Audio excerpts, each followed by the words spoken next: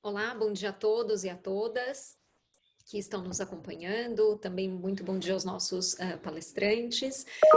Eu gostaria de agradecer inicialmente a presença de todos, e especialmente essa audiência, né? Esse é um tema que a reforma tributária sempre foi um tema relevante no Brasil e agora se torna ainda mais relevante diante desse contexto de apresentação desse projeto de lei pelo governo e a gente precisa construir foros de debate exatamente para avaliar quais são os impactos dessa proposta e se esse é o melhor modelo ou não, e como a gente pode fazer para que a sociedade civil contribua na construção de um projeto de reforma tributária que efetivamente seja benéfico a todos, especialmente considerando o contexto que a gente vive, que é um contexto de pandemia, e a pandemia associada a uma crise econômica, ampliação das desigualdades sociais, exacerbação dessas desigualdades.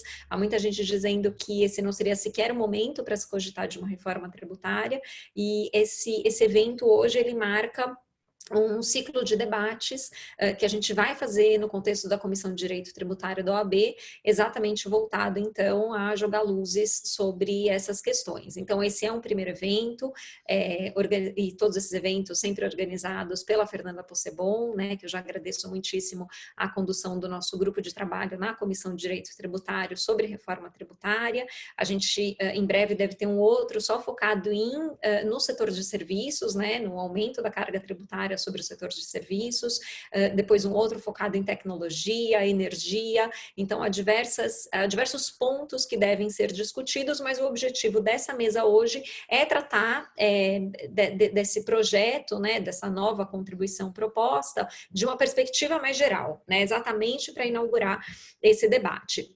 Eu não vou falar nada muito específico, porque eu quero aqui ouvir os nossos palestrantes e, mais do que isso, dar boas-vindas e agradecer muitíssimo a presença. A condução vai ser feita pela Fernanda Possebon, que além de secretária-geral da comissão, é também, como eu já disse, a coordenadora desse grupo de trabalho. E eu agradeço mais uma vez a presença da Júlia Nogueira, que também está na nossa comissão, do André Mendes, que é consultor dela, da Janaína Lourenço, representando aqui a FEComércio. O professor Heleno Torres, ele teve um problema com o link, ele já deve estar entrando, mas eu já passo imediatamente a palavra para a Fernanda, para não tomar mais tempo, que vai então conduzir os debates. Eu estou aqui ansiosa para aprender com vocês, para ter novas reflexões sobre esse tema que ainda é tão recente, né, sobre esse PL. Então, muito obrigada e um bom dia a todos. Bom dia a todos e a todas. Inicialmente, em nome da Comissão de Direito Tributário da OAB de São Paulo, presidida pela doutora Tatiane Piscitelli e pela Daniela Lara, eu agradeço o aceite pelo convite nessa manhã para a gente discutir esse PL que já tem 10, 12 dias de publicação, embora o governo venha anunciando há 2 anos que teria a sua proposta de reforma. Sem dúvida, a reforma tributária é necessária, mas será que é essa reforma? Será que é esse o momento? O professor Heleno publicou um artigo recentemente, em maio desse ano, trazendo um comparativo. A OCDE publicou uma cartilha com 4 recomendações básicas que seriam as políticas fiscais poderiam tratar no âmbito da crise do coronavírus. Essa cartilha ela tinha 4 passos, né? O primeiro passo seria a contenção, que o governo federal, de alguma forma, e o professor Heleno traz um paralelo muito legal, ele diz, olha, em que fase estamos? Então, estamos na fase de contenção, em que o governo publicou diferimento, o governo publicou questões relativas aos parcelamentos, manutenção de certidão negativa. Depois a gente teria uma fase que deveria ser uma fase de revisão dessas políticas de contenção, que vai depender do tempo em que a pandemia durar, sempre visando nesse período a manutenção de caixa das empresas. Teríamos um terceiro cenário, que seria a recuperação, um momento em que as políticas fiscais deveriam ser de concessão de benefícios fiscais para as empresas, e um quarto momento, que seria esse momento de política fiscal no âmbito de uma reforma tributária. E nesse artigo do professor Heleno, ele traz esse paralelo. Então, em maio, segundo o professor Heleno, estávamos na fase de contenção. E sobre o assunto das políticas que o governo brasileiro adotou, a Comissão de Direito Tributário publicou uma cartilha que é possível acessar no site da OAB, tratando de todos esses assuntos. Eu vou fazer uma breve introdução sobre o PL, porque eu não quero tomar o tempo, eu acho que todo mundo quer ouvir o que cada um dos nossos palestrantes tem para dizer. O slogan da reforma tributária é: quando todos pagam menos. Quer me parecer que para o governo tem alguém pagando pouco.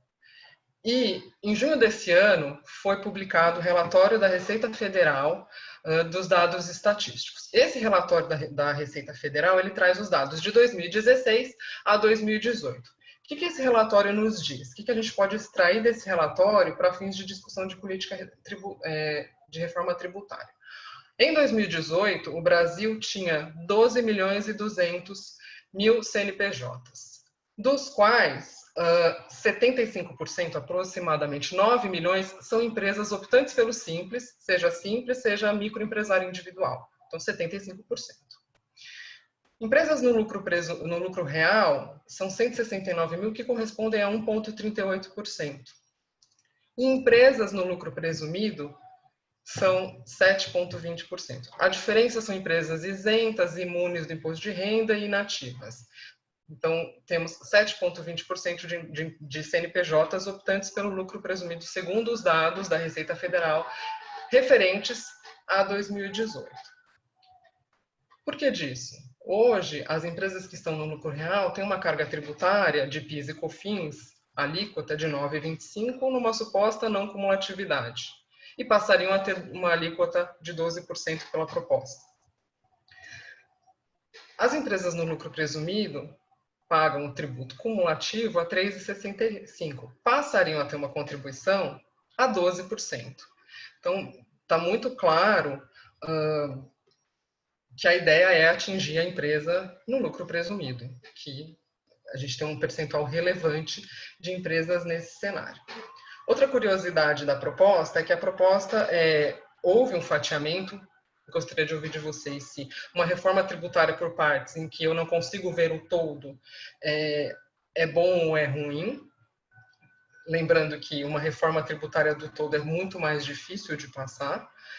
E nesse cenário, se a gente pegar a PEC 45, o que a gente tem na PEC 45? Uma dita alíquota de 25%. Se o governo diz que 12% é dele, e a gente está trabalhando com uma alíquota de 25%, se o governo federal diz que 12% é dele, sobrou 13% para ICMS, IPI e ISS.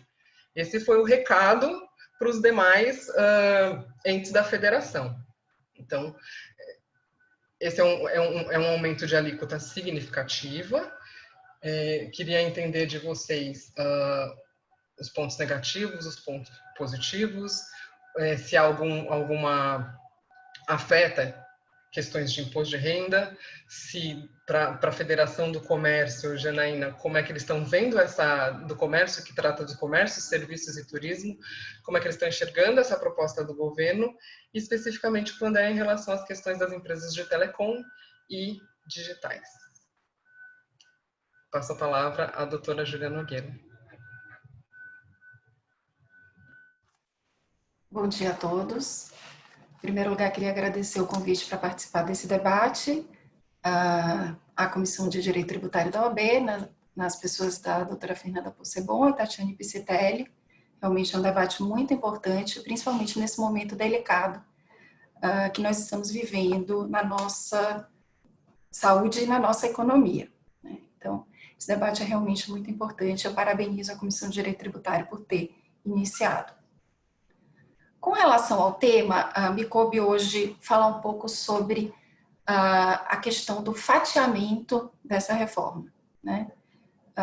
Uma reforma tributária, quando é proposta, significa uma proposta de reformulação de um pacto firmado entre a sociedade e o Estado para o financiamento dos projetos e propósitos do Estado. Né? É uma negociação muito delicada, sempre. Porque os contribuintes e as empresas têm um justo receio de ter que oferecer uma parcela ainda maior de sua renda e de seu patrimônio a governos nos quais eles normalmente depositam muito pouca confiança. Então, a mera apresentação de uma proposta de reforma tributária é algo que já gera desconfiança e preocupação. E essa desconfiança e preocupação são muito justas. Né? Quando a proposta parte do Poder Executivo, e não do Legislativo, que são os representantes da população, essa obrigação se torna ainda maior, de deixar claro quais são os propósitos, deixar claro quais são os objetivos a serem alcançados com a reforma tributária. A meu ver, quando você apresenta uma reforma em etapas, por partes, e não se conhecem todas as etapas e todas as partes, essa proposta se torna instantaneamente opaca. Falta clareza e falta transparência, né? Nós, como contribuintes, vamos ter uma dificuldade muito grande de concordar com uma primeira etapa que seja, principalmente quando ela oferece um aumento de carga tributária, sem ter a segurança de que as etapas seguintes vão oferecer as devidas compensações para esse aumento de carga tributária. Então, por mais que seja difícil de aprovar uma proposta que seja apresentada em sua inteireza, isso é uma condição necessária à transparência e à clareza que são exigidos quando uma proposta como essa é apresentada.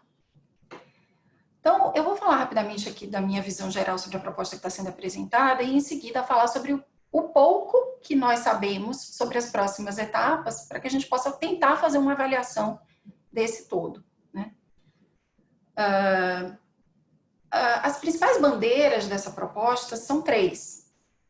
Seriam a unificação de 2 contribuições em uma, a simplificação da legislação das contribuições sobre a receita bruta e a manutenção da carga tributária nessa etapa. Bom, a meu ver, nenhuma dessas bandeiras se mostra completamente verdadeira. Primeiro, todos nós sabemos que, embora PIS e COFINS sejam contribuições tecnicamente diferentes, com fundamentos constitucionais distintos, na prática, suas legislações foram se amalgamando aí nos últimos 20 anos, e o que nós temos é uma contribuição só, com diversos regimes. Mas não há 2 contribuições, ou PIS e COFINS. Na prática, nós temos uma única contribuição, com 2 nomes e recolhimento por 2 guias. Mas há muito poucas situações onde realmente existe uma diferença entre o PIS e a COFINS. Talvez o PIS sobre a folha de salários, né? Mas, no geral, é uma contribuição só. Então, esse benefício, essa vantagem que está sendo apresentada de unificação de 2 contribuições em uma não se confirma. Nem se tentou, nessa etapa, incluir o imposto sobre produtos industrializados e o imposto de importação, que aí sim, dentro desse projeto de unificação, poderia fazer algum sentido para quem entende que isso é importante. Realmente, talvez, com a inclusão desses 2 outros tributos, que têm realmente legislações bem distintas, não cumulatividades com regras diferentes, a gente tivesse uma reforma mais abrangente e mais proveitosa, mas isso não foi oferecido. Só temos realmente a proposta de unificação de PIS e COFINS. A segunda bandeira seria a simplificação. Simplificação da legislação do PIS e da COFINS. No que tange a simplificação, eu acho que a gente tem que olhar para a questão sob 2 prismas. Um prisma é a simplificação do sistema, quando olhado como um todo. E outro é a simplificação para as empresas atingidas. No que tange a simplificação do sistema, o que a gente identifica com essa legislação são alguns ajustes. Então, a gente vai ter uma diminuição de alguns regimes especiais, mas não tão abrangentes assim. Não vai haver uma uniformização da legislação. A gente vai continuar tendo regime cumulativo para diversas atividades como instituições financeiras, regime não cumulativo para a maioria das outras, incidência na importação diferente da incidência sobre a receita, regime monofásico, isenções, não incidências. Então, o sistema pode se tornar um pouco menos complexo, mas ele continua sendo complexo. Se não fosse, o projeto não teria 131 artigos e 2 anexos. Então, a proposta de simplificação do sistema é limitada. Com relação à simplificação para as empresas atingidas, aí a gente realmente não identifica, porque, como a Fernanda falou, o maior universo de empresas atingidas são as empresas do lucro presumido. E para as empresas do lucro presumido que estavam no regime cumulativo, a apuração do PIS e da COFINS era bastante simples. Ou, no mínimo, era mais simples do que uma apuração não cumulativa. E mais simples do que nós teríamos agora. Então, para o maior universo de empresas atingidas, a legislação vai se tornar mais complexa. Além disso, é importante mencionar que, se realmente houver o aumento de carga tributária que se projeta para as empresas do lucro presumido, é possível que grande parte delas tenha que migrar do lucro presumido para o lucro real. para escapar desse aumento de carga. E migrando o lucro presumido para o lucro real, elas vão ter um aumento de complexidade na sua apuração. Então, cai por terra a bandeira de simplificação. A suposta benesse do creditamento amplo também não pode ser apresentada como uma benesse dessa proposta, porque ela advém de uma luta dos contribuintes nos últimos 15 anos nesse sentido, para obter o alargamento pela jurisprudência do conceito de insumo, que finalmente teve um resultado favorável aí pelo STJ em 2018, passando-se a entender que é insumo tudo aquilo que é essencial ao exercício da atividade econômica. Então, esse alargamento, ele na verdade seria uma obrigação do legislador de ajustar a legislação à jurisprudência. E outros ajustes foram feitos aqui. A jurisprudência, como a possibilidade de exclusão do ICMS e do ISS da própria contribuição da base de cálculo e a possibilidade de tomada de crédito no caso de notas fiscais inidôneas quando o contribuinte tem boa-fé. Então, não são benesses dadas por esse projeto, né? O professor Paulo de Barros Carvalho vem falando há muitos anos que não é razoável esperar ou pretender que haja uma simplificação do regime tributário. Para cada simplificação proposta pelo legislador, que é sempre bem-vinda, surgem duas novas complexidades. E essa legislação é um exemplo disso, né? Ela própria tenta simplificar com uma mão e complica por outra, porque ela cria, por exemplo, a tributação dos marketplaces, que é uma novidade da modernidade que precisa ser alcançada pelo direito tributário e acaba vindo uma nova complexidade. Então, além de não alcançar a simplificação, ainda existe uma maior complexidade com essa proposta. E a questão do aumento de carga também, acho que está bem óbvio que não é verdadeira a afirmação de que não vai haver aumento de carga com essa proposta. Não foram apresentados estudos demonstrando isso, que era obrigação do Poder Executivo. E, como não foram apresentados estudos, nós temos direito de nos basear em experiências passadas que já nos mostraram que um aumento substancial de alíquota, como já houve no passado, nunca é compensado pelos créditos que são concedidos pela legislação. Então, essa é a minha visão geral. Agora, a questão do fatiamento, né? Bom, de repente, no âmbito de uma reforma fatiada, que trouxesse outras etapas, a gente poderia considerar aceitável essa primeira, né? Mas o que vem pela frente, nós conhecemos muito pouco, e o pouco que nós conhecemos não é nada animador, tá? Então, com relação ao imposto de renda, o que nós temos lido aí na mídia sobre as propostas que vêm, né? Em primeiro lugar, a brilhante ideia de acabar com as deduções com despesas com educação e saúde, né? O governo alega que essas despesas só beneficiam a classe média e que, portanto, seriam injustas. Pode haver uma parcela de verdade nisso? Poderia, mas eu gostaria de saber se essas despesas são injustas, quais vão ser as despesas justas que vão substituir as injustas, né? Quais são aquelas despesas que todas as pessoas têm e que deveriam ser deduzidas na base de cálculo do imposto de renda? Vamos poder deduzir despesa com alimentação, com vestuário, com financiamento da casa própria, com medicação? Porque não existe imposto de renda sem dedução de despesas. A partir do momento em que não houver dedução de despesas, deixa de ser imposto de renda. E a competência que foi atribuída pela Constituição foi para tributar a renda. Então, precisaria haver uma reforma constitucional para que o imposto de renda deixasse de ser sobre a renda, se a ideia for acabar com todas as deduções. A segunda ideia é de estabelecer uma faixa de isenção mais ampla, que seria até aproximadamente R$5.000, o que me parece justo, mas uma única alíquota de 20% para todo o restante dos pagadores.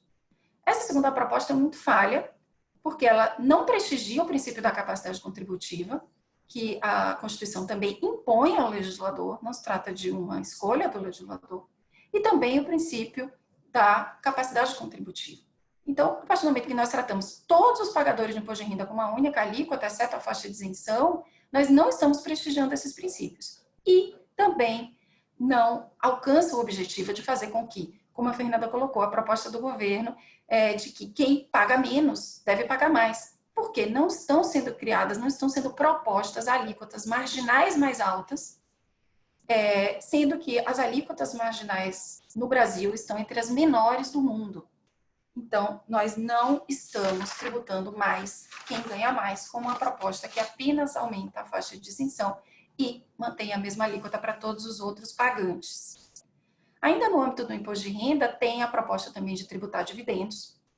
pode ser uma proposta bem-vinda, na medida em que vai alargar a base de contribuintes, e poderia até abrir espaço para reformas no imposto sobre a renda que tornassem esse imposto mais justo, mas também não sabemos que tributação de dividendos vai ser essa, e se ela vai se prestar realmente a tornar o sistema mais racional ou apenas aumentar a arrecadação.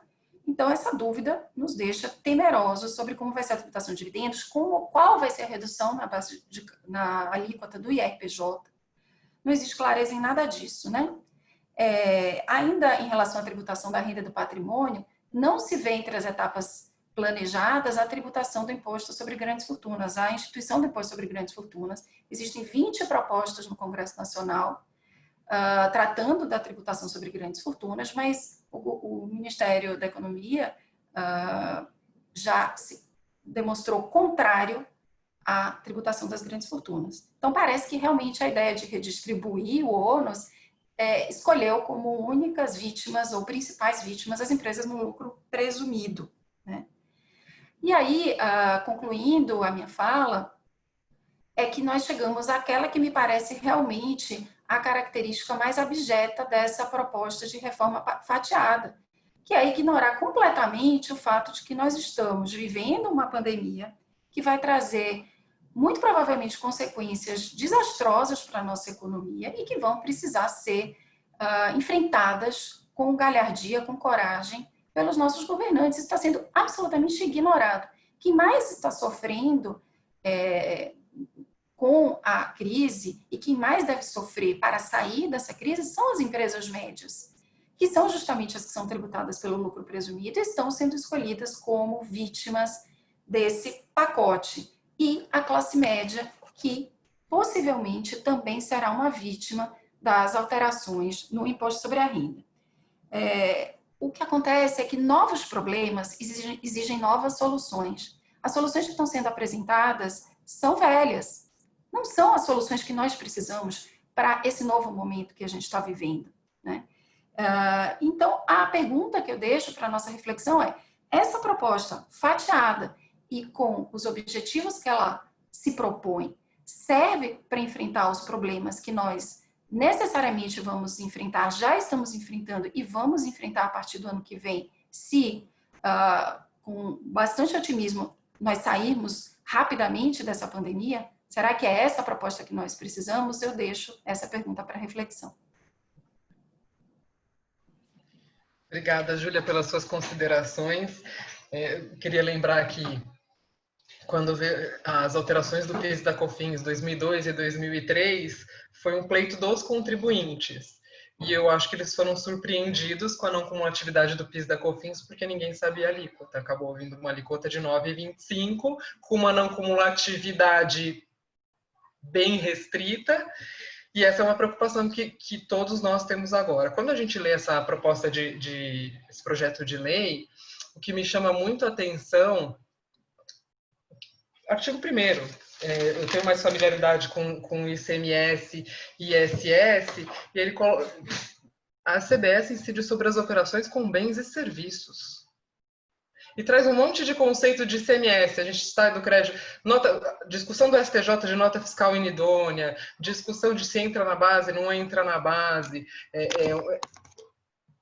E eu acho que eles tiveram essa preocupação justamente para conseguir proporcionar o aglutinamento com as outras propostas que estão em andamento. E aí eu tenho minhas dúvidas em relação à constitucionalidade da instituição do PIS/COFINS Mercado Interno sobre operações com bens e serviços. Para a importação, eu até entendo que existiria uma previsão constitucional que permitiria isso, mas eu agradeço as suas considerações. Eu vou passar a palavra para a doutora Janaína, e eu gostaria de lembrar que a todos os participantes que quiserem fazer perguntas, o Q&A está aberto, e a gente vai repassar a pergunta aos palestrantes. Posso só, desculpa, interromper, Fernanda, fazer uma provocação aqui para a Janaína, na linha do que você falou, e também para o André, naturalmente, né? Se essa, de fato, é uma contribuição que unifica o PIS e a COFINS, ou se há a criação de um novo tributo que incide sobre operações com bens e serviços, né? Como que vocês têm pensado sobre isso? Que tipo de reflexão a gente pode fazer?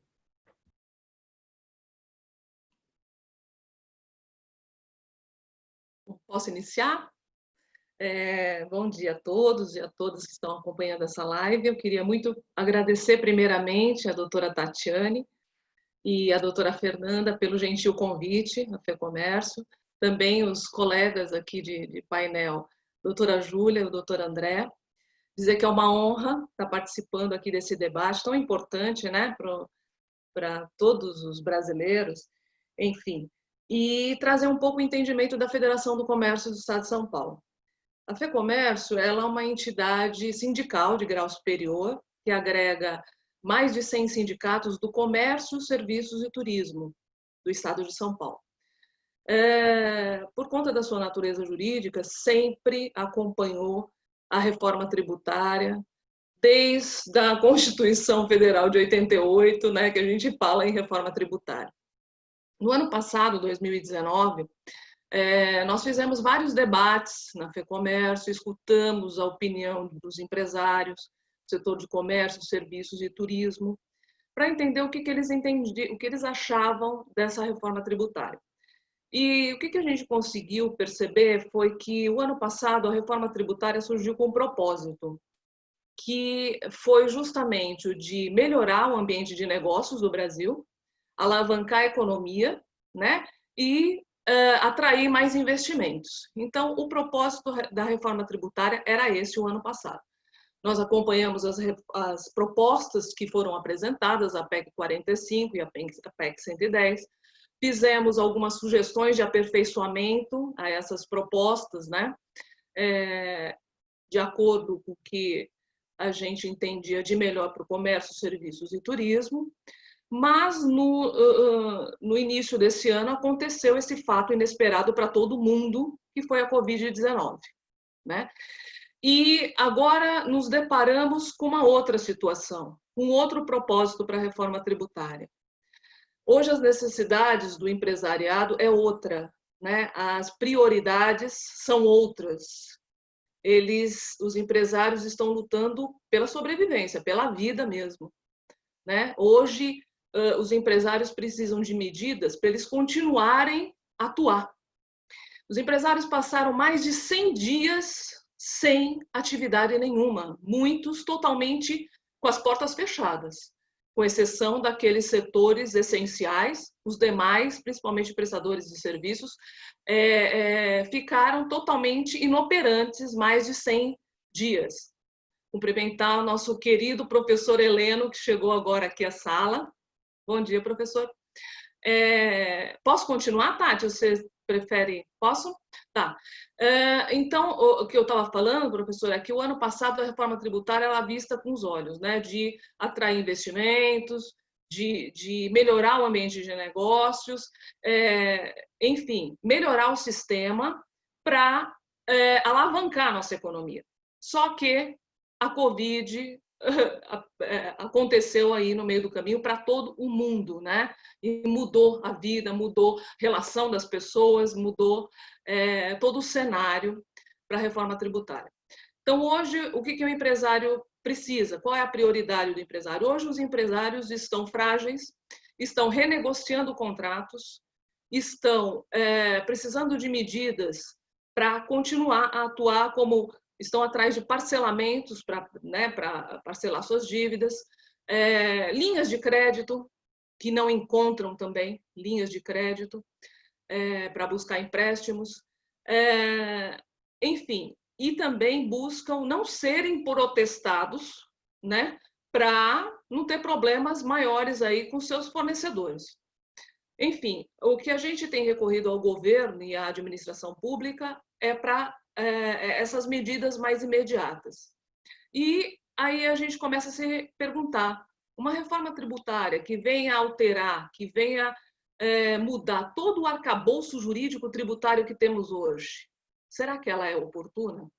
Uma reforma tributária que venha mudar toda a legislação, nós vamos precisar de tempo para aprender essa nova legislação, uma reforma tributária que traz uma transição de 5 ou 10 anos, com 2 ordenamentos consecutivos sendo aplicados, será que não vai burocratizar mais? A gente precisa disso agora, né? E, sobretudo, uma reforma tributária que venha aumentar a carga tributária. Será que é oportuno o aumento de carga tributária? Agora, eu digo isso porque nós temos aí PEC 45, PEC 110 e agora a reforma do governo, que veio também em fases, né? A primeira fase a gente já observa que tem um aumento de carga tributária, pelo menos para alguns setores, que é o setor que a gente representa, setor de serviços e turismo, certamente tem aumento de carga tributária.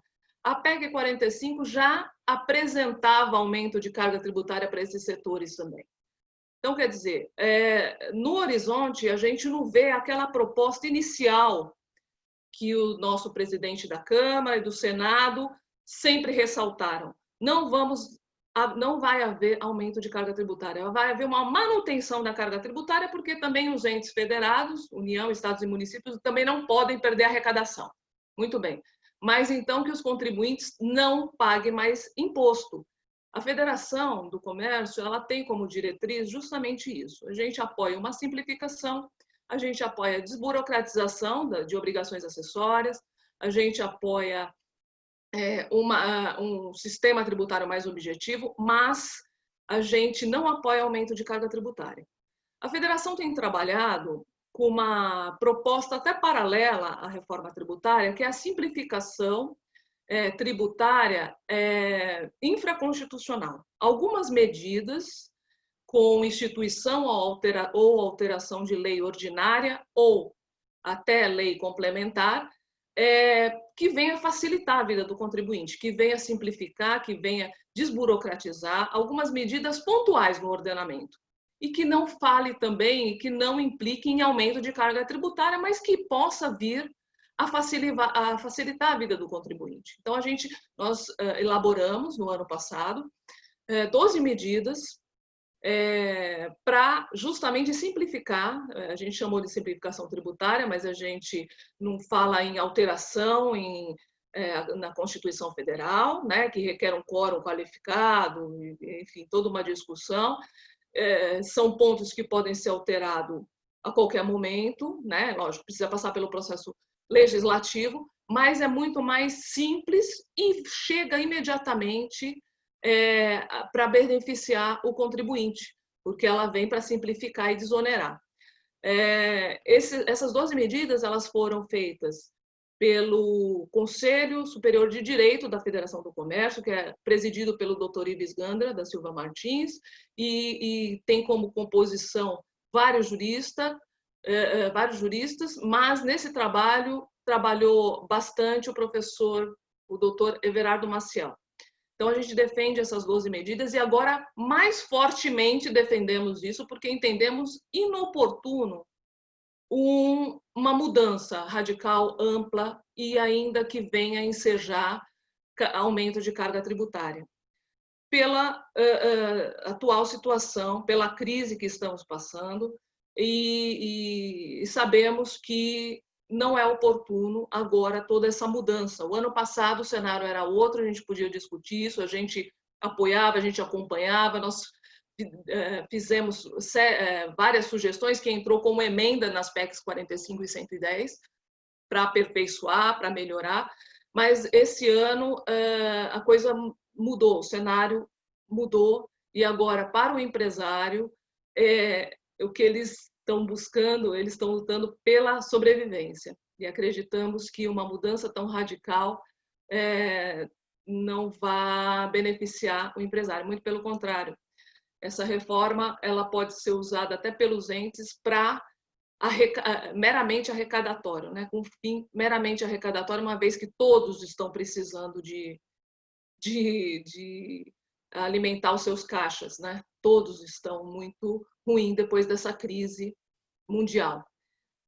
Enfim, é isso. A federação tem essas 12 medidas. Se eu tiver oportunidade de entrar mais, né, detalhadamente nessas 12 medidas, eu posso explicar para vocês, mas no site da federação, www.fecomércio.com.br, nós temos todo o trabalho que desenvolvemos sobre a simplificação tributária, que são essas medidas infraconstitucionais que eu citei aqui. São alterações pontuais que podem, de imediato, ajudar o contribuinte e desonerar um pouco obrigações acessórias, enfim, a complicação que o contribuinte tem com esse sistema tributário caótico que a gente possui. Eu fico à disposição, agradeço mais uma vez a oportunidade, e se puder falar depois dessas 12 medidas, eu estou à disposição. Obrigada. Obrigada, doutora Janaína, pelas considerações. Se você puder colocar, por gentileza, no chat o link para que todo mundo tenha acesso, seria muito bem-vindo. Passo a palavra ao doutor André Mendes, que vai falar um pouquinho sobre esse projeto de lei sob a ótica das empresas de telecom e sobre as empresas no âmbito eletrônico, digital. Obrigada pela presença. E eu queria anotar que o professor Heleno Torres já está entre nós e vai encerrar após o doutor André, vai ter sua fala final. Quem quiser pode mandar as perguntas e a gente vai respondendo ou publicamente ou cada um dos palestrantes pode ir respondendo o Q&A. Bom dia a todos. É uma elevada satisfação estar aqui na Comissão de Direito Tributário da OAB São Paulo, também liderada pela professora Tatiane Piscitelli, pela doutora Daniela Lara e pela doutora Fernanda Possebon, a quem agradeço o gentil convite. Cumprimento os meus colegas de mesa, caríssima Júlia Nogueira, caríssima Janaína, e last but not least, nosso caríssimo professor titular, Heleno Taveira Torres, examinador do meu concurso de ingresso na Faculdade de Direito da Universidade Federal de Minas Gerais. Portanto, é uma enorme satisfação estar aqui hoje ao lado de todos vocês. Cumprimento a audiência e passo, desde logo, ao deslinde do tema. Primeiramente, com todas as experiências pretéritas brasileiras, isso já foi dito, mas eu aqui lembro a questão do IVC, do Imposto sobre Vendas e Consignações. O IVC tinha uma alíquota de 5%, o IVC era cumulativo e havia um movimento para torná-lo não cumulativo, pois o IVC incidia em cascata, o IVC verticalizava a economia, o IVC trazia uma série de empecilhos para o desenvolvimento nacional. Vem, então, o ICM não cumulativo, uma alíquota média de 18%, que depois se torna ICMS, com alíquotas que, sobre serviços e itens essenciais, hoje graçam na seara dos 30%, que calculados por dentro chegam a quase 40%. Mas o crédito compensa? Não, porque uma série de leis subsequentes foi na medida das necessidades de caixa dos entes federados, pois já tivemos um crédito financeiro no ICMS, com a Lei Candir em sua redação originária, mas 4 anos depois as necessidades de caixa dos estados falaram mais alto e advieram uma série de restrições ao crédito. Logo, ao fim e ao cabo, o que se tem é todo aumento de alíquota, ainda que arrimado numa suposta cumulatividade ampla, não cumulatividade ampla, termina com o tempo como aumento de tributo. A história não foi diferente na passagem do regime cumulativo para o não cumulativo do PIS e da COFINS. Tanto é que várias empresas, vários segmentos econômicos intentaram, alguns com êxito, outros não, permanecer na sistemática cumulativa do PIS e da COFINS. É o que aconteceu com as empresas de call center, que são empregadores intensivos, é o que aconteceu com as empresas de telecomunicações. Pois bem, estamos agora diante de um novo desafio. Estamos agora diante de uma situação na qual o governo diz que a alíquota de 12% é para compensar, 1, o crédito amplo, e 2, o fato de o tributo não incluir ICMS, ISS, PIS, COFINS. Parece-me que, desses dois argumentos, um é falacioso, na medida em que, de acordo com a jurisprudência atual do Supremo Tribunal Federal, o PIS e a COFINS já não incluem ISS, ICMS e o próprio PIS/COFINS, pelo menos na importação. Em segundo lugar, o creditamento amplo. O que ocorre hoje? Há uma tentativa de restrição do crédito do PIS e da COFINS por parte do ente arrecadador, o que é atávico na história da tributação cumulativa brasileira, mas há o posicionamento do Superior Tribunal de Justiça vigente, segundo o qual, quando o insumo for essencial ou relevante, o crédito tem que ser reconhecido. E há um leading case com repercussão geral reconhecida no Supremo Tribunal Federal, exatamente para avaliar se num tributo de base ampla, como o PIS e a COFINS, eu posso ter um crédito de base restrita, como pretendem algumas instruções normativas que tratam da matéria. Considerando isso, parece-me que dos dois argumentos para aumento da alíquota, não subsiste nenhum. Logo, a impressão que se tem é que se está diante de um potencial aumento de carga tributária a um instituto, chamado Instituto Atlântico, que calcula um aumento de carga tributária em torno de 20%.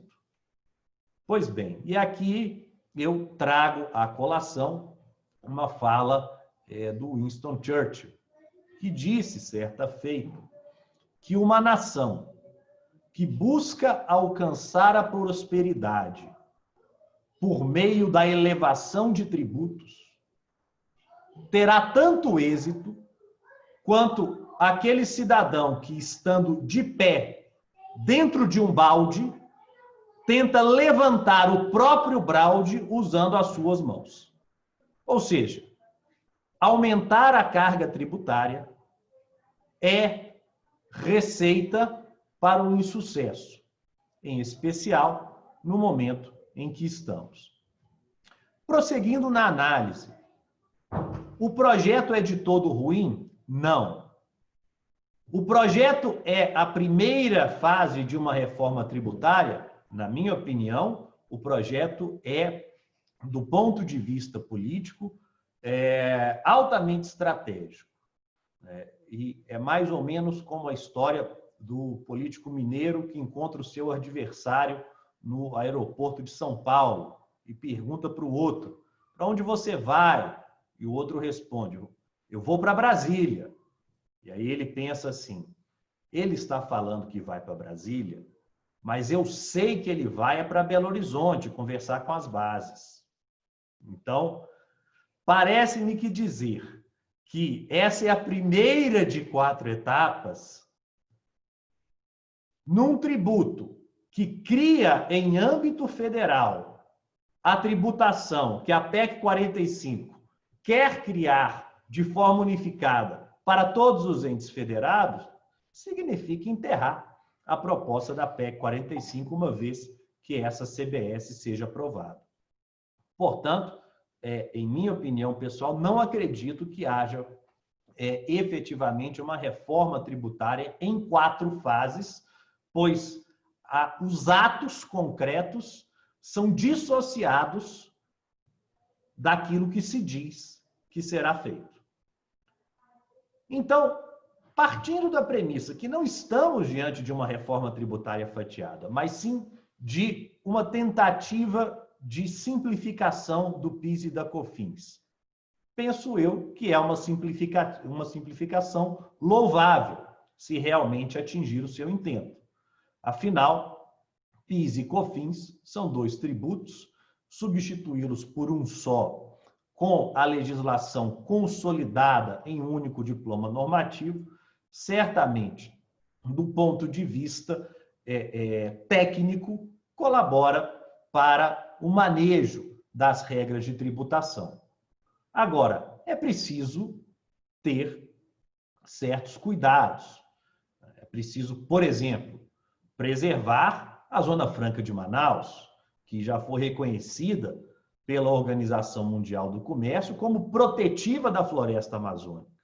E, na economia sustentável, qualquer tributo que pretenda desestimular a proteção ambiental, em especial da Amazônia, que é foco de atenção global, será um tributo contra-desenvolvimentista, irá contra os intentos da nação.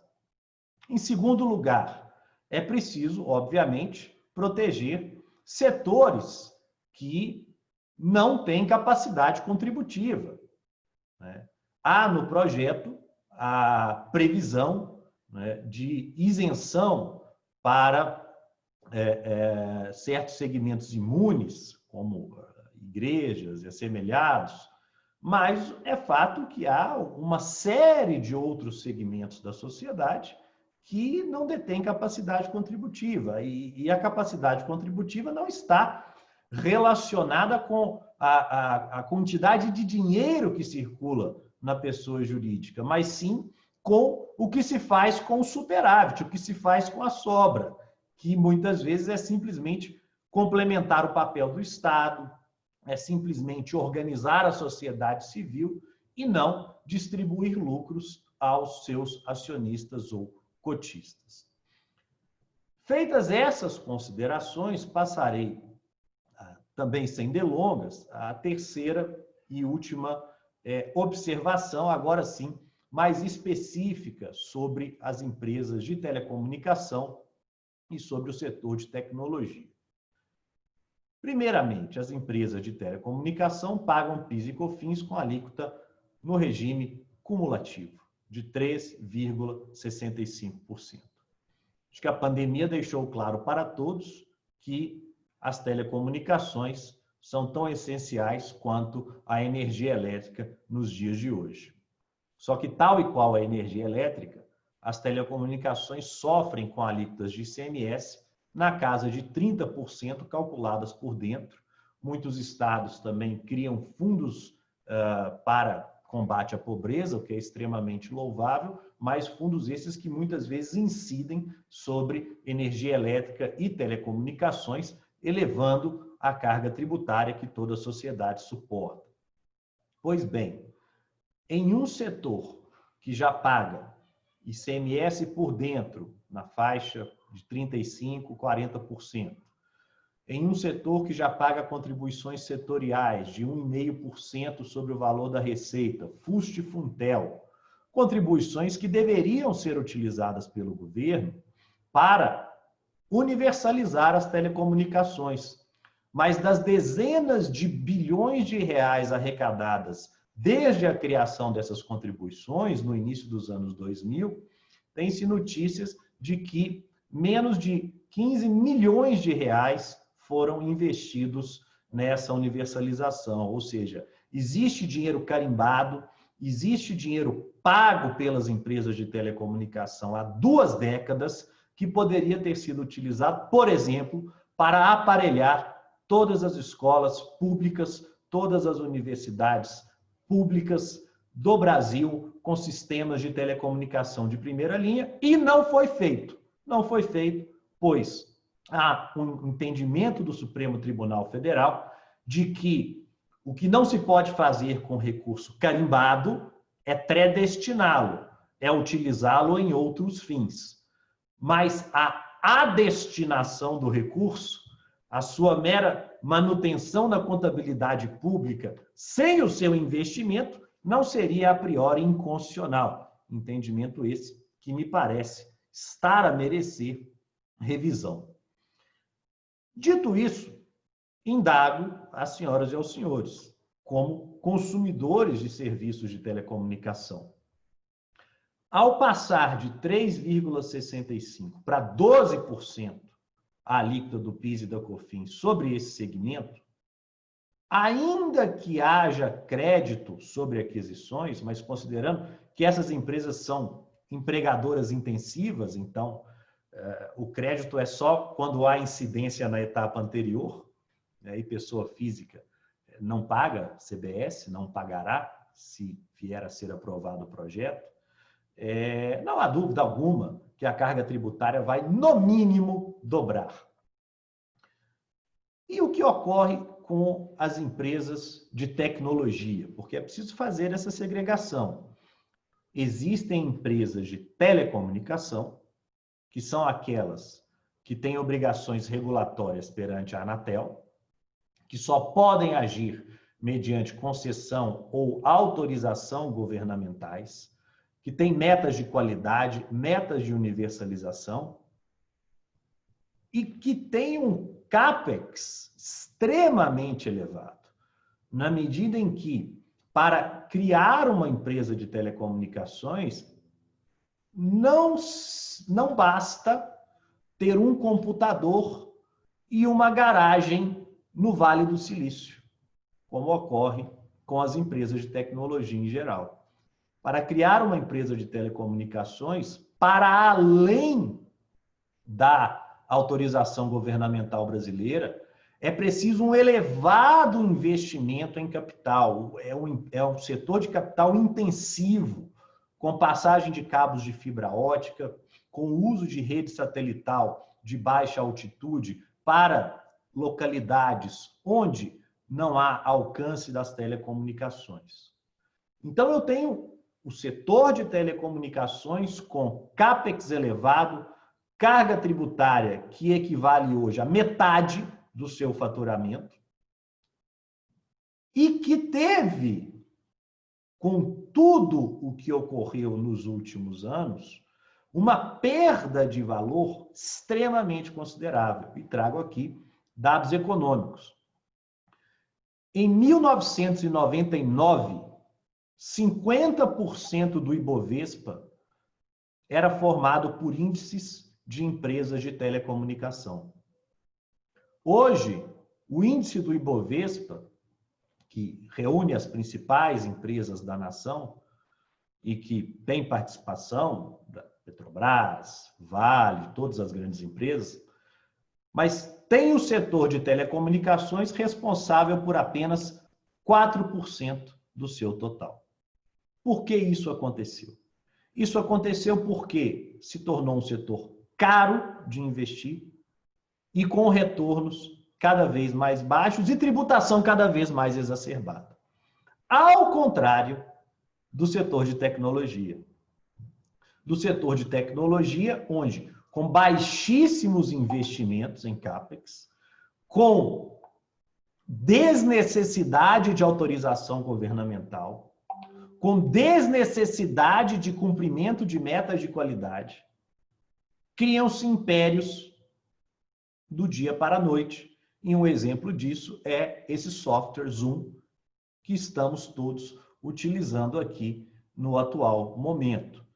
O valor de mercado do Zoom é suficiente para comprar boa parte das empresas de telecomunicações brasileiras na Bolsa de Valores.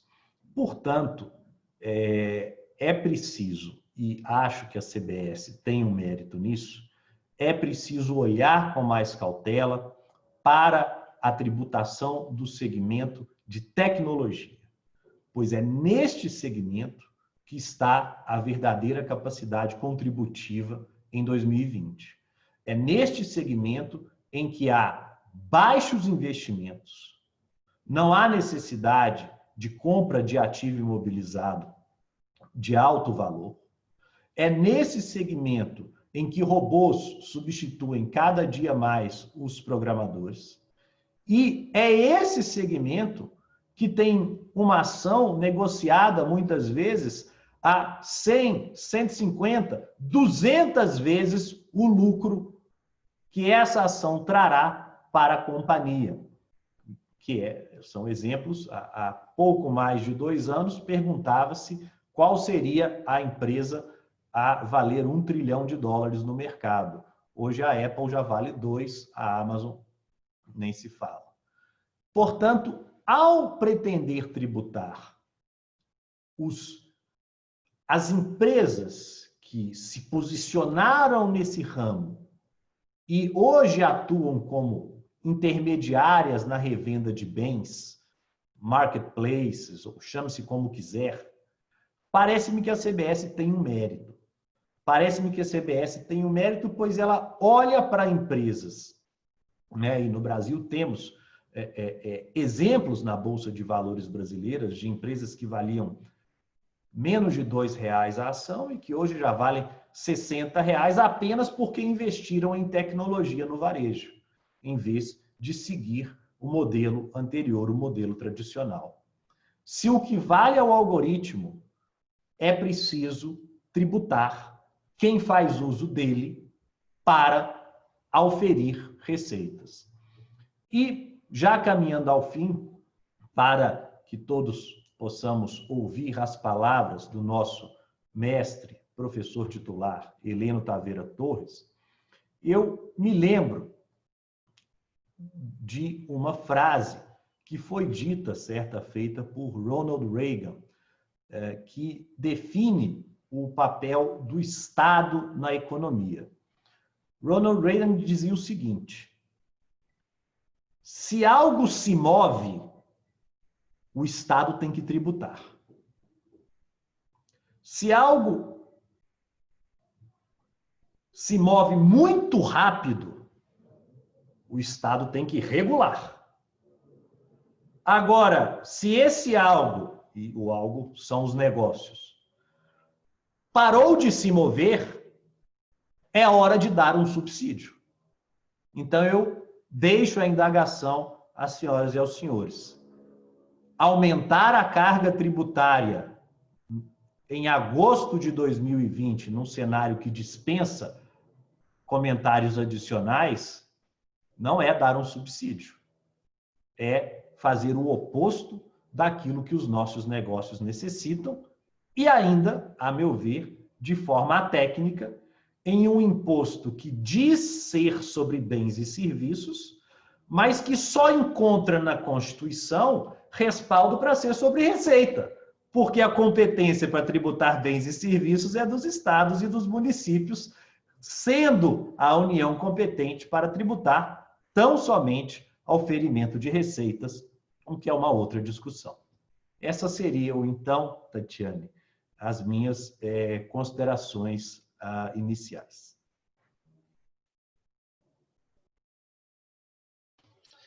Obrigada, doutor André, pelas suas considerações. Eu queria só acrescer, se me permite, vimos diversas discussões sobre corte de energia elétrica, sobre corte de fornecimento de telecom no cenário da pandemia por inadimplência, né?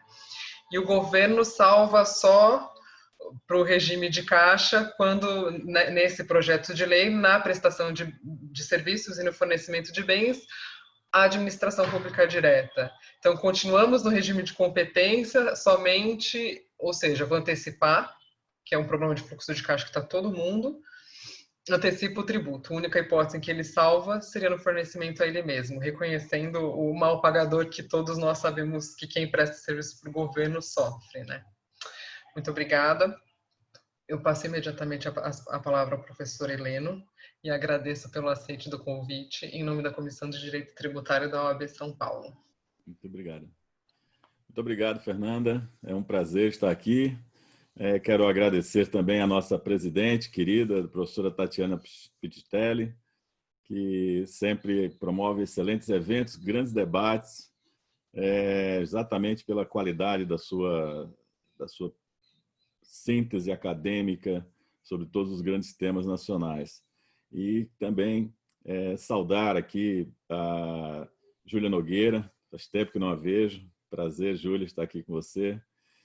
Também a Janaína, gostei muito da sua fala, Janaína. Infelizmente, peguei a parte final por causa de um outro compromisso anterior. E o meu querido amigo, André Mendes Moreira, que também faz bastante tempo que não nos encontramos pessoalmente, mas a emoção é a mesma de estarmos aqui juntos nesse evento, falando para essa audiência qualificada, não é? Muito bem, eu... se posso dizer de uma grande preocupação sobre esse tema do PL 3887, que institui, ou busca instituir, não é? Uma contribuição sobre bens e serviços, de fato eu começo pelas palavras finais do meu querido André Moreira, né? De fato, é um tributo que parece um ornitorrinco, né? Quer tributar bens e serviços, se intitula como uma contribuição para bens e serviços, mas tem por fato gerador justamente o faturamento, ou a receita bruta, né? Para tentar se enquadrar, né? Se encaixar ali nos moldes da competência constitucional. E essa foi uma discussão que eu tive, inclusive, no próprio com o ministro da Economia, com a presença da doutora Vanessa e o secretário Tostes, que, de fato, eu não imaginaria, não é, a União perdendo um tributo como este, o PIS e COFINS na época, enfim, que temos, não é, e criando um tributo sobre bens e serviços, porque isso seria uma perda de uma base tributável ampla para restringir exatamente a sua capacidade de arrecadação. E essa minha perplexidade vem, de fato, corroborada exatamente pelo que disse aqui o doutor André. O que temos na Constituição é muito mais amplo e já, digamos, reconhecido pelo Supremo Tribunal Federal como constitucional, essa tributação de faturamento. E que eu digo sempre, o PIS e a COFINS, ele não é propriamente um tributo sobre o consumo, não é? Ele fica meio caminho entre uma tributação da renda e uma tributação do consumo. O que falta a ele é justamente o efeito da não cumulatividade exigida pela Constituição. Da mesma forma que falta o ICMS, que falta o IPI, não há nenhum dos nossos tributos que a Constituição determina que sejam não cumulativos, o exercício e o cumprimento do amplo conteúdo que a não cumulatividade disponibiliza para o legislador como um direito constitucional dos contribuintes. O Imposto sobre Valor Agregado, o IVA, ele é como todo imposto, ele é uma técnica. O que importa não é o nome iuris, o que importa é como ele se comporta na não cumulatividade. Como é que se dá efetivamente o acesso aos créditos. O PIS e COFINS, sendo não cumulativo, deveria ser desde 2002, 2003, quando começou a entrar em vigor, né, as leis correspondentes ao PIS e depois a COFINS. Ali sim, nós deveríamos ter já como declarado, né, uma contribuição não cumulativa. O que é que nós temos hoje? Nós temos hoje uma contribuição que incide sobre faturamento e a tomada de créditos limitada a bens e serviços. E isso é muito preocupante, porque o que são serviços? Serviços serão aqueles que estão listados na lista de serviços? Serão aqueles que estão listados no Siscomex? E os que não estão listados no Siscomex e os que não estão na lista de serviços poderão gerar crédito? Basta que tenhamos aí uma nota fiscal correspondente. Quando eu olho para a legislação, o artigo 10 diz que a tomada de crédito está condicionada a um documento fiscal idôneo. Ok, aí já entendemos que é uma nota fiscal válida, né, com todos os seus contornos. Mas se você vai no parágrafo 1º, ali está dito que o documento deve atender às legislações, às exigências estabelecidas pela legislação tributária. E o diabo mora nos detalhes, né? O que dirá essa legislação tributária, por exemplo, sobre a tomada de créditos nos casos de serviço? Só por aí a gente já vê uma possibilidade de redução. Então, nós estamos trocando o que era insumo, gerador de crédito, mais o conceito de necessidade, e ali cabia também serviços e cabe também mercadorias, da decisão, vamos dizer assim, do Superior Tribunal de Justiça, por uma lógica de bens e serviços que nós não sabemos se isso é redutor do conceito de insumo ou se isso pode gerar mais conflitividade ainda para dizer o que é e o que não é serviço que possa ser alcançado por essa modalidade. Bastando que haja uma nota fiscal idônea nos termos da legislação tributária. É uma legislação tributária que pode dizer o que é idôneo, mas também pode dizer o que é serviço que seja ou não gerador de crédito, o que seja bem ou não gerador de crédito. Bens intangíveis, já que o professor André Mendes adora o mundo das tecnologias, todos os intangíveis, professor, são bens? Serão admitidos? Ou serão apenas bens físicos, né? A máquina do cafezinho, a máquina do bem de capital, que vai gerar crédito, né? Então, as coisas são extremamente sensíveis nesse processo.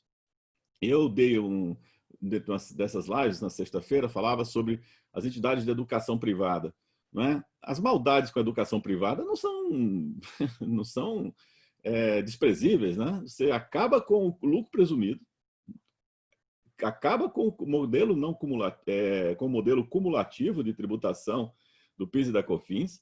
Como eu disse, a tributação sobre receita tem que casar com a legislação do imposto de renda. Ao momento que acaba aqui com o lucro presumido, eu não tenho a menor dúvida que deve haver alguma gestação na mudança da tributação da renda para, se não acabar, modificar fortemente a tributação de lucro presumido, mormente por causa da questão de distribuição de dividendos, porque não é possível trabalhar com tributação de receita como determinante da base de cálculo do lucro presumido e ao mesmo tempo ter isso como fator para a distribuição de dividendos. Mas isso é outro assunto aqui, não vamos entrar nesse aspecto. Só que o ministro Paulo Guedes, por várias vezes, anunciou que quer acabar com as deduções da educação. Então, não é possível o Congresso decidir sobre o impacto da carga tributária da CBS na educação privada sem discutir a questão do imposto de renda. Do pagador de impostos, se terá ou não terá direito à dedução daquilo que suportar, ainda que seja com esse aumento expressivo, né, de mais de 7 pontos real de tributação, porque a escola privada, vamos dizer, que para bater créditos ele tem muito pouco espaço, né? É o giz, é a tinta que pinta a sala, é o papel que compra para a criança e vai ficando por aí. Quer dizer, manutenções corriqueiras, né, que geram crédito, mas numa montanha de custos que não são correspondentes. Então, as minhas apreensões, as minhas preocupações com esse tema são muito grandes. Aí eu volto exatamente àquilo que dizia a doutora Janaína, né? Foi muito bem, gostei muito, Janaína, da sua expressiva fala, porque de fato é isso. Quer dizer, a gente não precisa entrar nos detalhes.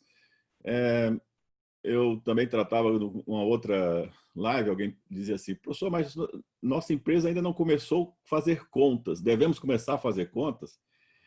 E eu disse a ela que não, porque isso aqui vai mudar severamente no Congresso.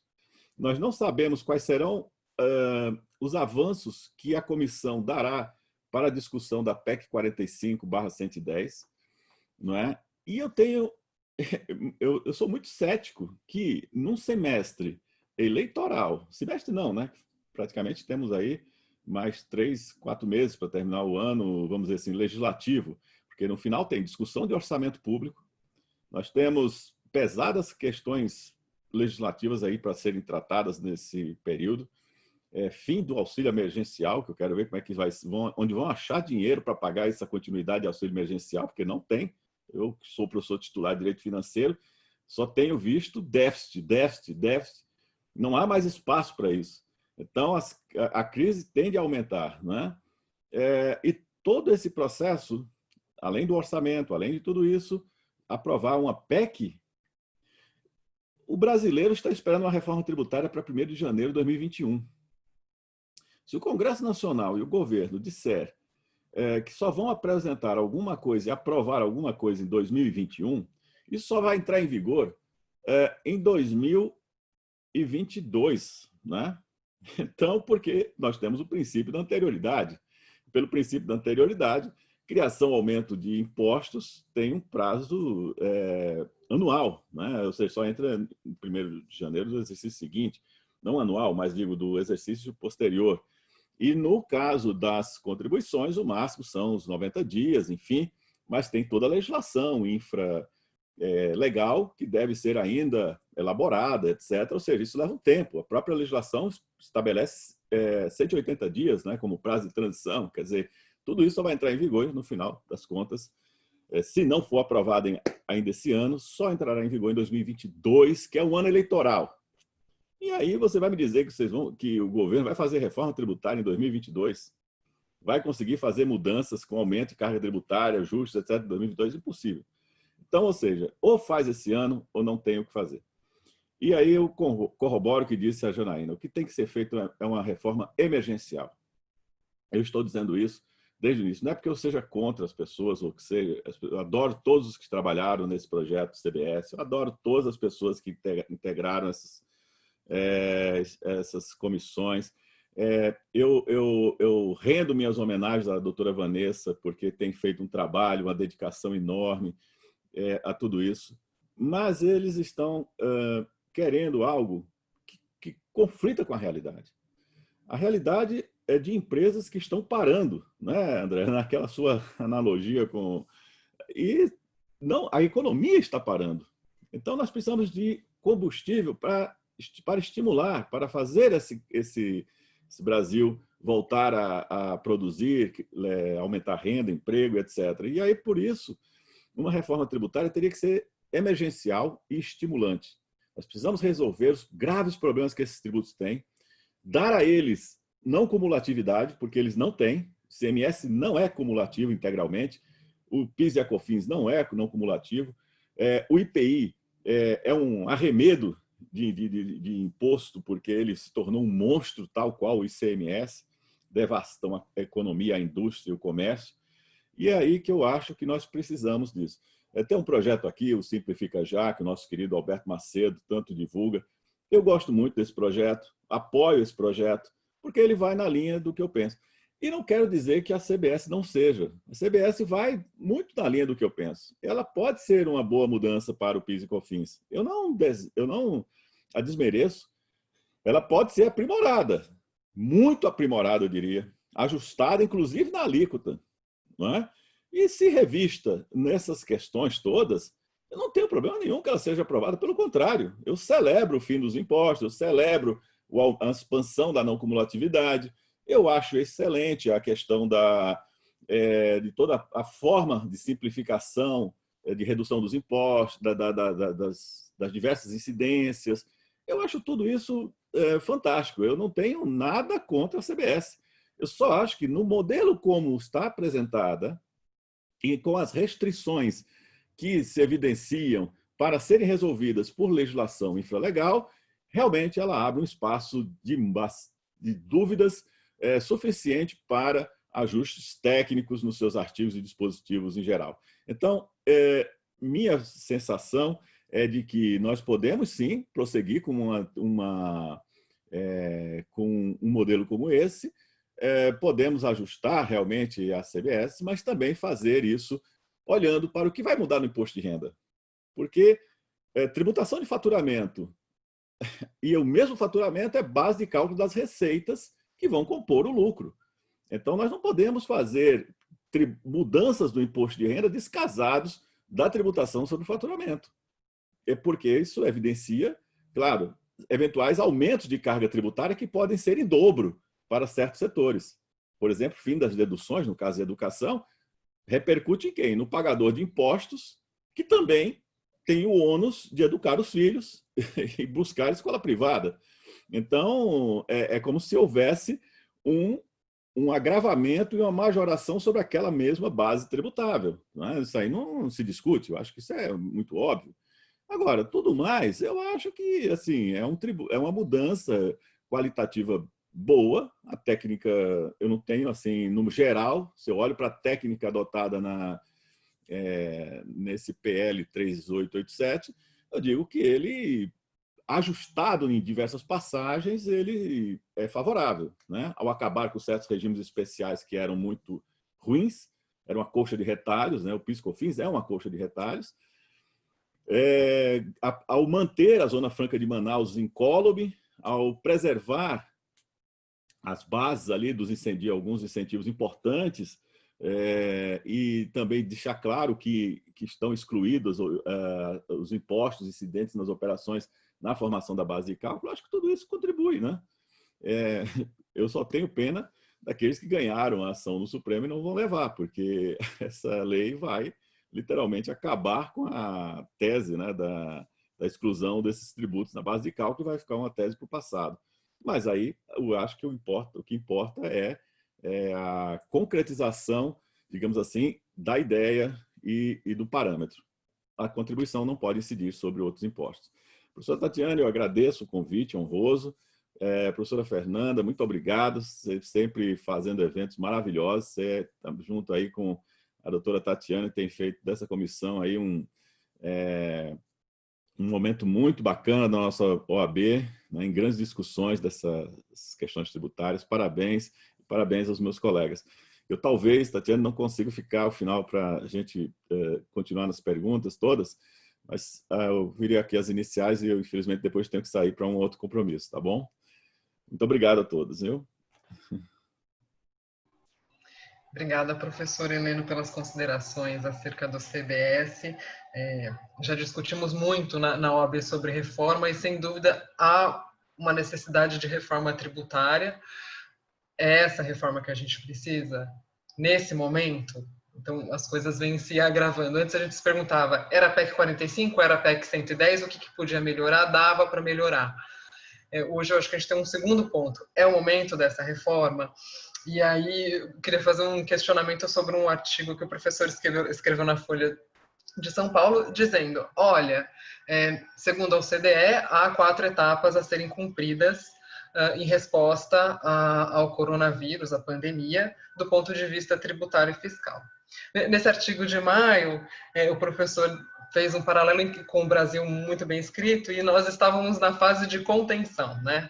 Contenção, depois a gente teria uma fase de revisão da contenção, com manutenção de fluxo de caixa, um terceiro momento em que a gente teria a recuperação por meio de concessão de benefícios fiscais, e um quarto momento de política fiscal, onde entraria a nossa reforma. A gente já chegou nesse momento? Excelente pergunta. Eu acho que sim. Os outros países já estão fazendo isso, tá, Fernanda? Estão alguns discutindo aumento de carga tributária, como a Alemanha, Itália, enfim. Os vários nomes vão se apresentando como imposto de solidariedade, imposto da saúde, né, aumentando tributação de dividendos. Tem realmente uma pressão muito grande em outros países por aumento de carga tributária, né? Nós estamos querendo fazer um milagre aqui no Brasil, né? Queremos fazer uma reforma tributária sem aumento de carga tributária enfim, de uma forma muito morosa, jogando para o futuro, né, para um espaço, porque esse é o grande desafio. Acho que a Júlia deve ter tratado desse ponto, né? Como é que você cria numa PEC, com a 45, um prazo de transição tão largo? E na PEC 45, como nas outras, não há uma reforma do sistema atual. Essa é a minha crítica, porque se você aprovar aquilo lá, sem a reforma do ICMS hoje, ou do IPI, PIS, COFINS, imposto de renda, o cenário será terrível, porque você terá 2 sistemas marchando ao mesmo tempo e um velho sendo mantido ali em vigor. Para uma economia em recuperação, isso é devastador, não é? É devastador. A incerteza, a indeterminação, o que vai fazer? Fazer com que os investidores só venham aqui depois dos 10 anos passados, né, de adaptação do novo tributo. Não é? Ninguém faz investimentos para o futuro com tamanha incerteza. Então, é nessa lógica que eu acho que a OCDE cria essas 2 fases últimas de forma muito clara. Primeiro, vamos recuperar a economia. E depois vamos fazer a recuperação do setor público. Por quê? Claro, agora você vai precisar de incentivos fiscais. Você tem que dar incentivos fiscais. Não tem jeito. Você não recupera o pagador de impostos que está quebrado, que não tem caixa, que está com dívidas para todo lado, ações judiciais trabalhistas e tudo, né, ocorrendo aí para a sua situação de cada caso aí específica, e, ao mesmo tempo, vindo um aumento de carga tributária ou não havendo nenhuma redução, nada, nenhum reconhecimento desse seu momento de dificuldade. Então, o que a OCDE sugere? Que agora façamos um realinhamento da tributação. Pode haver, nesse momento, gastos tributários, enfim, todas aquelas técnicas que estão reconhecidas. E só na quarta etapa, ou seja, isso lá para 2022, 2023, aí vamos recuperar o setor público. E, claro, todos sabem que haverá um grande déficit público para a maioria dos países. Essa já é a realidade, o Brasil já está inserido nisso, nós teremos aí um déficit público na ordem de 600 bilhões, só de imediato. Um aumento da dívida pública de 70% para 85% do PIB, isso é muito expressivo, né? Porque temos que ajudar os estados e municípios, eles não emitem títulos, a União está fazendo isso. Então, isso agrega ao déficit da União. Então, é nesse sentido que eu acho que o momento é muito sério, nós não podemos perder essa oportunidade de uma reforma tributária, porque a agenda nacional está voltada para ela. A CBS é uma alternativa, sim, desde que ela seja ajustada. Eu acho que ela é boa para essa etapa, mas nós temos que fazer as outras. O IPI precisa ser severamente modificado. A sua lei devemos consolidar toda essa legislação, simplificar o IPI, né, e dar a ele não cumulatividade efetiva. Ao mesmo tempo, nós temos que fazer igual serviço com a Lei Complementar 87/96. Nós precisamos fundir a Lei Complementar 87 com a 24/75 e fazer com que nós tenhamos uma lei complementar muito mais ampla, não é, que permita restringir ao máximo as competências dos estados para que mantenhamos o ICMS como um tributo, um imposto nacional, que essa é a sua feição, vamos dizer assim, numa leitura que o professor Roca Rasa faz muito bem, né? Ele tem uma vocação nacional. Então, eu acho que também aqui, Sacha Calmon, Isabel Derzi, o próprio André também falam muito isso. Então, nós temos que dar essa vocação nacional com uma lei complementar mais ampla, né? E resolver os problemas de substituição tributária e resolver o problema de compensação de créditos, dando exatamente ao ICMS, né, uma maior apuração de crédito físico para crédito financeiro. Então, com isso, eu acho que nós chegaremos, sem dúvida nenhuma, a ótima reforma, né, infraconstitucional, rápida, eficiente e que certamente, se quiserem, fazem esse ano. O ISS, os próprios municípios já estão apresentando propostas favoráveis aos contribuintes. Tributação só no destino, tudo isso eles aceitam. Tributação só no destino, alíquota única, nota fiscal eletrônica como critério de simplificação para todos os municípios de forma idêntica. Ou seja, se os municípios estão nessa linha, os estados não estarão diferentemente separados disso, né? Nós podemos fazer essa reforma também muito rápida, e isso só depende aí da vontade política dessa comissão do Congresso Nacional. Eu já disse isso ao deputado Aguinaldo Ribeiro. Deputado, vá nessa linha. Uma vez fizemos aqui uma live com os técnicos lá dessa comissão. Eu dizia, procure encaminhar todo esse trabalho para construir na comissão a reforma do ICMS com os princípios e as bases do que o CECIF e toda essa discussão nacional geraram para o que seria um IVA brasileiro. Só nisso já estará uma grande contribuição dada ao Brasil, né? Aproximamos em princípios IPI, PIS, COFINS, ISS, CMS e tudo mais, e daqui a 5 anos voltamos a pensar na unificação disso. Nem a União Europeia fez a instalação, a criação do IVA de uma vez só, né? Vieram 3 etapas seguintes e depois outras tantas reformas. Então, nós temos que ter essa visão mais abrangente. Excelente pergunta. Obrigado, viu, Fernanda, pela gentileza. Imagina, obrigada, professor, pela presença. Eu acho que a gente está passando um pouquinho do horário. Queria agradecer a presença de todos vocês, de todos os que estão nos assistindo. E eu passo a palavra à professora Tatiane, que vai fazer o encerramento da nossa live. Muito obrigada, Fernanda, pela excelente condução e mediação. Obrigada a todos os palestrantes pelas ótimas considerações, professor Heleno, professor André Mendes, Júlia Nogueira, Janaína, todo mundo que esteve aqui com a gente ao longo dessa manhã, porque enviou perguntas. Infelizmente, a gente não vai conseguir dar conta de todas, mas eu também queria dizer que a gente, como eu disse no começo, esse é só o primeiro de uma série de eventos que nós teremos na comissão sobre reforma tributária. Eu já tenho a agenda de pelo menos um próximo, que vai ser no dia 13 de agosto, a gente vai falar especificamente sobre o setor de serviços.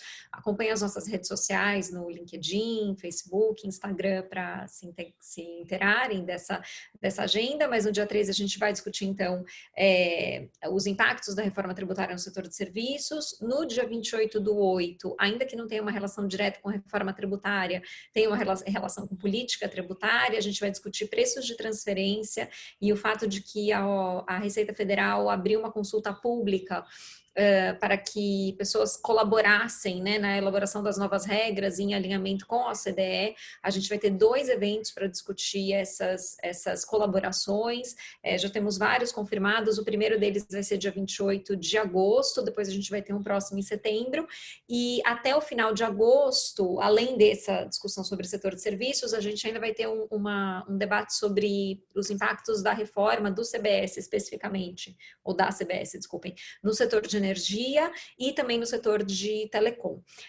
Então, acompanhem, né, todas essas divulgações pelas nossas redes. A Fernanda é sempre muito também presente nessa divulgação e certamente a participação de todos será muito relevante para que a gente possa, então, influenciar esse debate público, ou pelo menos tentar, né, influenciar esse debate público.